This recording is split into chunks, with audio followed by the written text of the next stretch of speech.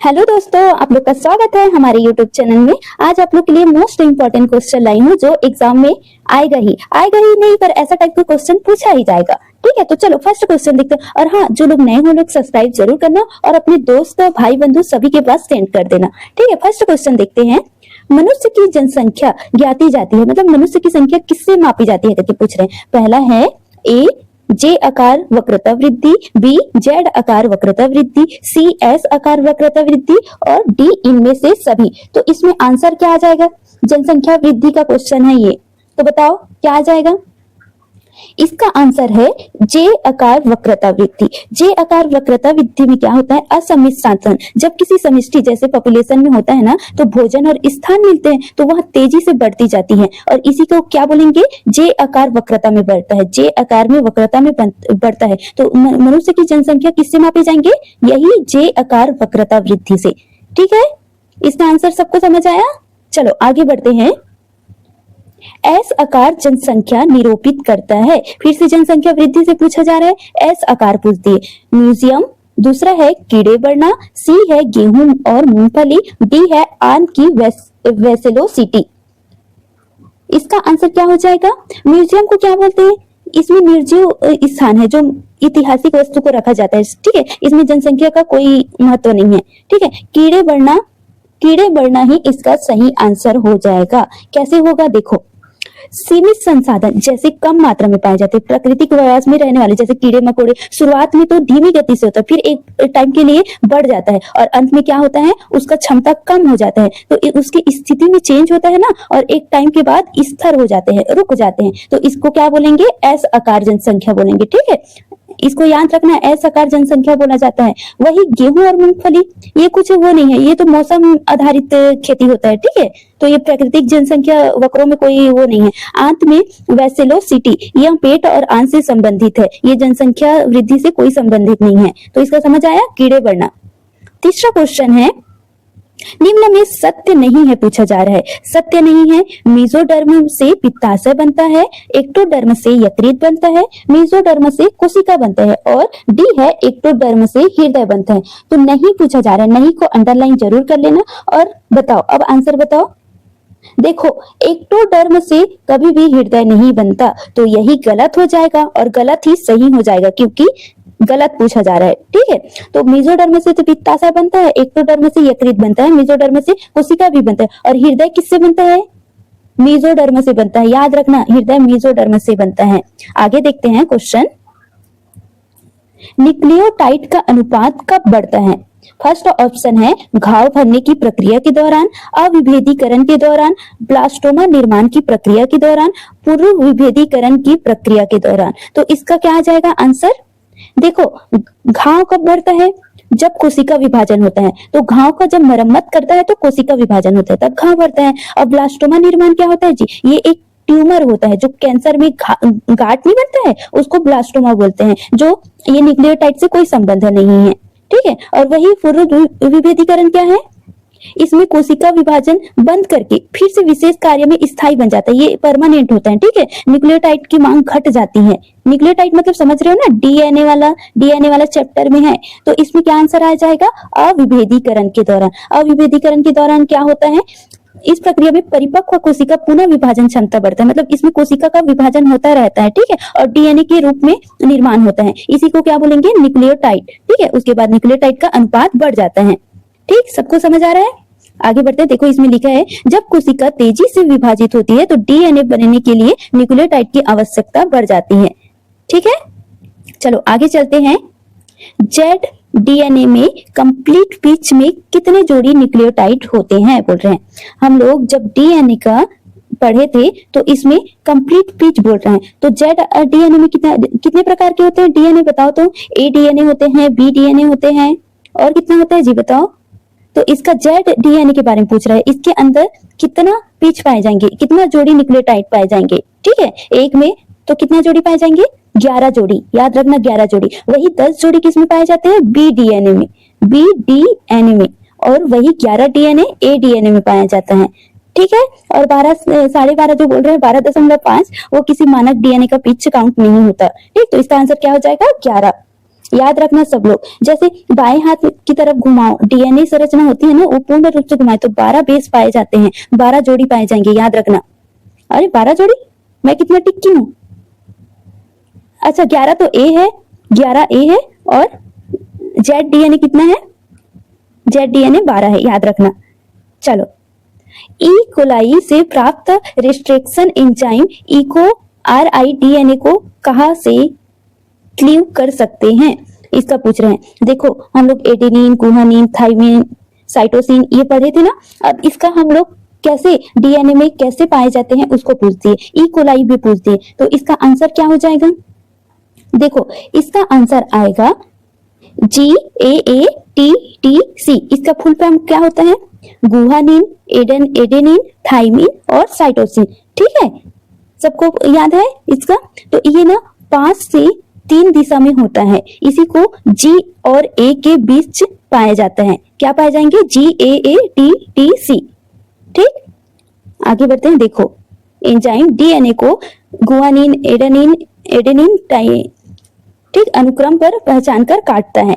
आगे देखते हैं, कूपर कोशिकाएं शामिल होती हैं फेगोसाइटोसिस में, वसा के शोषण में, एंजाइम स्रावन में, और चौथा है संवेदी क्रिया में। कूपर, इसी को खूपर बोलते हैं, इसको गलत टाइपिंग कर दिए हैं, खूपर बोलते हैं। ठीक है, ये क्या होता है, इसमें फेगोसाइटोसिस पाए जाते हैं। ठीक है, कौन सा कोशिका पाए जाते हैं, फेगोसाइटोसिस। इसमें यकृत में पाए जाने वाली विशेष प्रकार की कोशिका है, जो मुख्य रूप से रक्त में मृत कोशिका, बैक्टीरिया हो गया या हानिकारक कण हो गया, उसको मारने का कार्य करता है, भक्षण का कार्य करता है। ठीक है, किसमें, यकृत में जो कीटाणु पाए जाते हैं ना, जैसे हो गया बैक्टीरिया हो गया, मृत कोशिका हो गया, तो उसको कौन मारेंगे, फेगोसाइटोसिस। ये इसी को क्या बोलते हैं, खूपर कोशिका।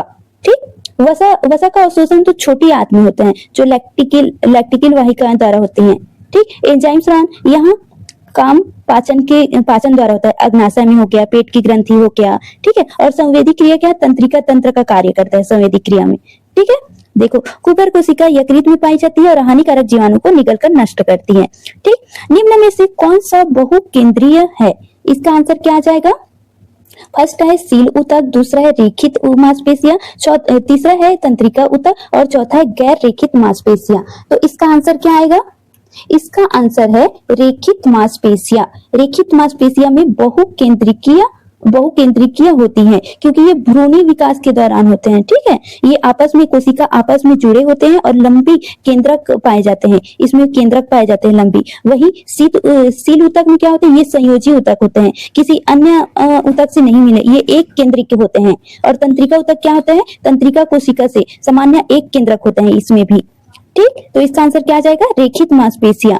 इसमें लिखा है स्केलेटल मसल्स में अनेक केंद्रक पाए जाते हैं, देखो इसलिए बहुकेंद्रिकीय होते हैं, अनेक केंद्रक होते हैं। निम्न में से कौन सी रक्त कोशिकाएं हिस्टामिन स्रावित करती है, कौन सा आएगा, फर्स्ट है बेसोफिलिन, दूसरा है एसिनोफिल, तीसरा है इओसिनोफिल, और चौथा है न्यूट्रोफिल। तो इसका आंसर क्या आ जाएगा, कौन सा रक्त कोशिका हिस्टामिन स्रावित करता है पूछती है, तो इसका आंसर क्या आ जाएगा। देखो इसका आंसर है बेसोफिल। कैसे होगा, ये एक प्रकार का श्वेत रक्त कोशिकाएं हैं, जो एलर्जी और सूजन होता है ना, तो उसके प्रतिक्रिया के दौरान हिस्टामिन से हिपेरिन नामक का एक स्राव करता है। ठीक है, किसका स्राव करेंगे, हिपेरिन नामक का, कौन करेंगे, बेसोफिल, याद रखना। ठीक है, चलो आगे बढ़ते हैं। बेसोफिल हिस्टामिन एवं हिपेरिन का स्राव करता है, पढ़े थे ना। ठीक है, WBC कोशिका में उसको सैनिक भी बोला जाता है। चलो, कौन सी मांसपेशी क्रिया के लिए थकान रहित है, देखो थकान रहित बोलते हैं मतलब उसमें थकान होता ही नहीं बोलती है, तो कौन सा आएगा, रेखित, अरेखित, कॉर्डिक, और एक है तलेंद्री। तो इसका आंसर क्या आ जाएगा। अच्छा कॉर्डिक किसको बोलेंगे बताओ तो, देखो ऐसा घुमा फिरा के पूछा जाता है क्वेश्चन को। कॉर्डिक किसको बोलते हैं, मांसपेशी, हृदय के मांसपेशी को बोलेंगे। ठीक है, तो हृदय के मांसपेशी कभी थकान मतलब रुकता है क्या, कभी भी रुकते हैं क्या, हम लोग सोए रहते हैं तब भी हमारा दिल का धड़कना चलता ही रहता है, तो क्या हो जाएगा, यही आंसर हो जाएगा, क्रिया ये हमेशा चलता रहता है। ठीक है, हृदय मांसपेशी जीवन भर बिना रुके और बिना थके लगातार सिकुड़ता फैलता रहता है। ठीक है, इसमें माइटोकॉन्ड्रिया और मायोग्लोबिन होता है। ठीक है, और लगातार ऊर्जा मिलती रहती है, याद रखना। अब ये जब तक चलेगा तब तक हम लोग जिंदा है, अगर ये नहीं रहेगा तो समझ जाओ हम लोग मर गए। ठीक है, ठीक, सबको समझ आ रहा है। और रेखित क्या होता है? रेखित ये मांसपेशी तेजी से काम करने में बहुत जल्दी थक जाते हैं, जैसे लैक्टिक एसिड जमा हो जाना। ठीक, चलो आगे बढ़ते हैं। देखो, हृदय की मांसपेशियां लगातार कार्य करती हैं और सामान्यतः थकती नहीं है। चलो 71 क्वेश्चन में आ जाते हैं। एक व्यक्ति जो लंबे समय से भूख हड़ताल पर है तथा केवल पानी पर जीवित है, तो इसका आंसर क्या आ जाएगा? फर्स्ट पूछ रहे हैं, उसके मूत्र में अधिक सोडियम होगा, उसके मूत्र में कम पिंपनीय अम्ल होगा, उसके रक्त में अधिक ग्लूकोज होगा, उसके मूत्र में कम यूरिया होगा। तो इसका आंसर क्या आ जाएगा? देखो, एक व्यक्ति लंबे समय तक भूख हड़ताल में बोल और केवल पानी बस पी रहे हैं, तो हम लोग पढ़े थे, उस सर्जन तंत्र में पढ़े थे, जब पानी पीता है तो छनन की क्रिया होती है। क्या हुआ था? ठीक है, तो इसका आंसर क्या आ जाएगा? मूत्र में क्या पाए जाते हैं? यूरिया। यूरिया का निर्माण लीवर में प्रोटीन के टूटने से मिलते हैं। ठीक है, अमोनिया बनती है। चूंकि अगर भूखा है तो बाहर से प्रोटीन नहीं मिल रहा है, तो क्या हो जाएगा? शरीर अमीनो अम्ल का कम निर्माण होगा, तो मूत्र में भी यूरिया का कम निर्माण होगा। तो इसका आंसर क्या आ जाएगा? डी। ठीक है, देखो, भोजन न मिलने पर प्रोटीन का विघटन कम हो जाता है, इसलिए यूरिया कम बनता है। ठीक, चलो आगे बढ़ते हैं।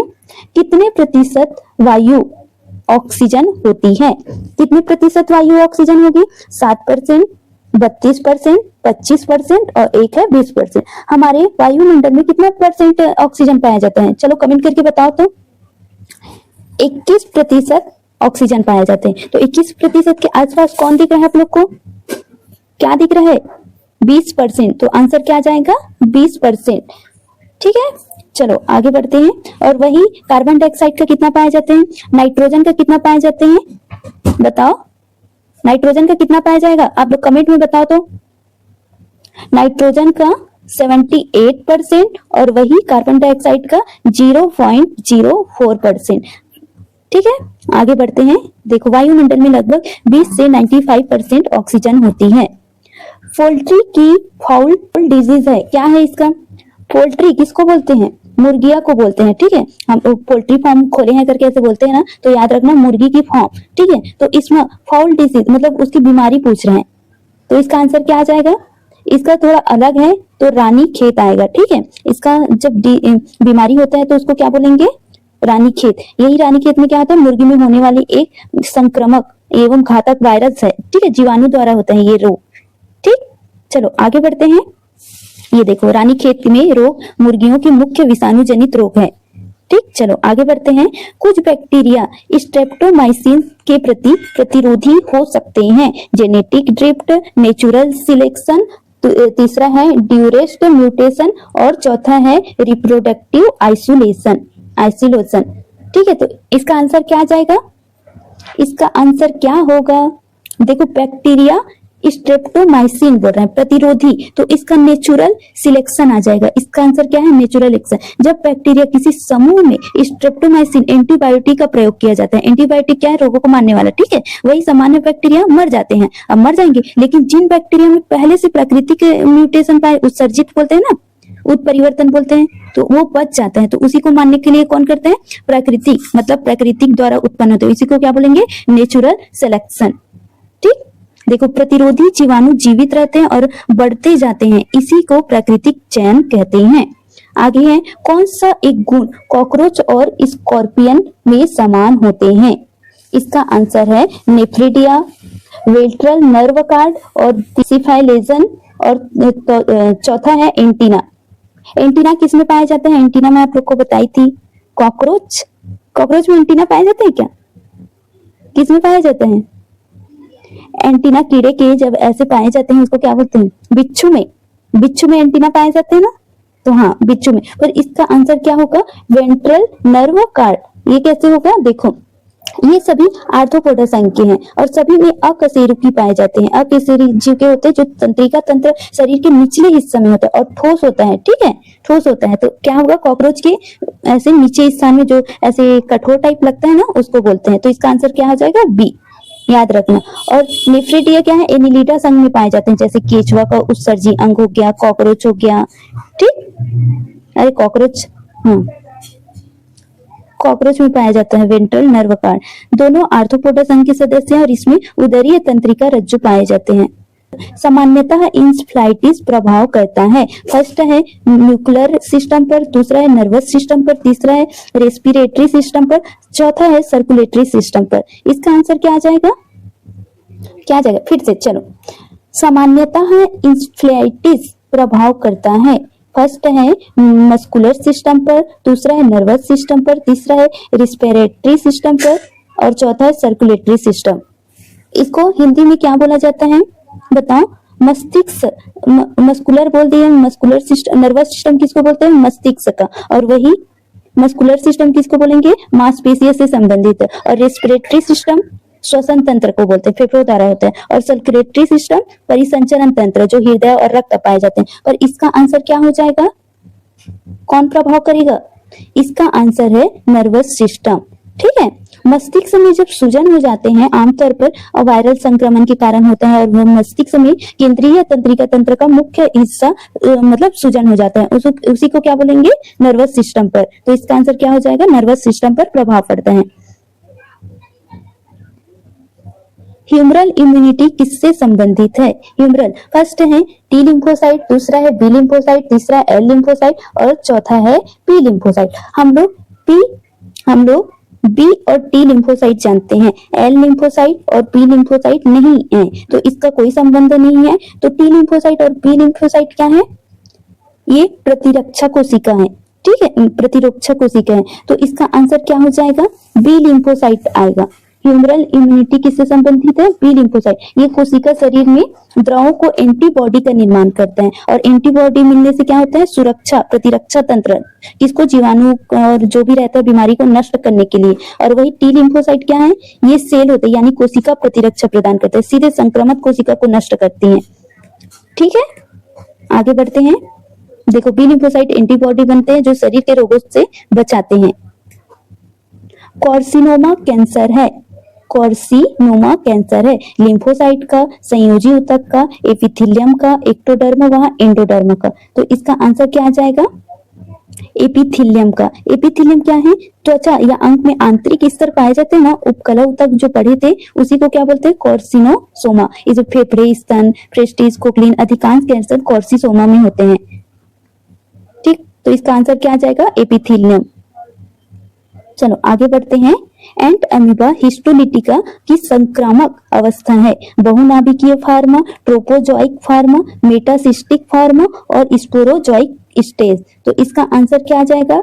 इसका आंसर है मेटासिस्टिक फॉर्म, मेटासिस्टिक फॉर्म। ठीक, चलो आगे बढ़ते हैं। मेटासिस्टिक फॉर्म क्या होता है? यह संक्रमण अवस्था जिसका परिपक्व शिष्ट रूप से पाया जाता है। शिष्ट मतलब समझते हो? घाव बन जाना, जैसे वो दूषित पानी, भोजन के जरिए ये शिष्ट का निर्माण होता है, जो आंत में जाकर संक्रमण फैलाते हैं। ठीक है, देखो, मनुष्य के संक्रमण परिपक्व शिष्ट द्वारा होता है। चलो लास्ट क्वेश्चन है। ABO वह RH रक्त समूह के लिए एंटीजन उपस्थित होते हैं। एंटीजन, एंटीबॉडी आप लोग को पढ़ाई थी। तो इसका आंसर क्या हो जाएगा? फर्स्ट है प्लाज्मा पर, दूसरा है WBC पर, तीसरा है RBC पर और चौथा है प्लेटलेट्स पर। तो इसका आंसर क्या हो जाएगा? RBC। ठीक है, RBC पे। हमारा ब्लड ग्रुप क्या होता है? एक तो A होता है, B होता है और B होगा और O होगा। तो और RH क्या है? फैक्टर है, जो प्लस और नेगेटिव का वो बताते हैं। इस बात पर निर्भर करते हैं हमारी लाल रक्त कणिकाएं पर। ठीक है, और बाहरी में क्या पाया जाता है? प्लाज्मा झिल्ली पर एंटीजन मौजूद होते हैं। ठीक, और प्लाज्मा पर क्या होता है? एंटीजन नहीं पाए जाते, एंटीबॉडी का निर्माण होता है। और वही WBC और प्लेटलेट्स पर इसमें A, B, O, RH blood group antigen नहीं पाए जाते और एंटीबॉडी का निर्माण होता है। ठीक, तो आज के लिए इतना ही गाइस। कल हम लोग और आगे बहुत अच्छा क्वेश्चन लाएंगे आप लोग के लिए। बाय।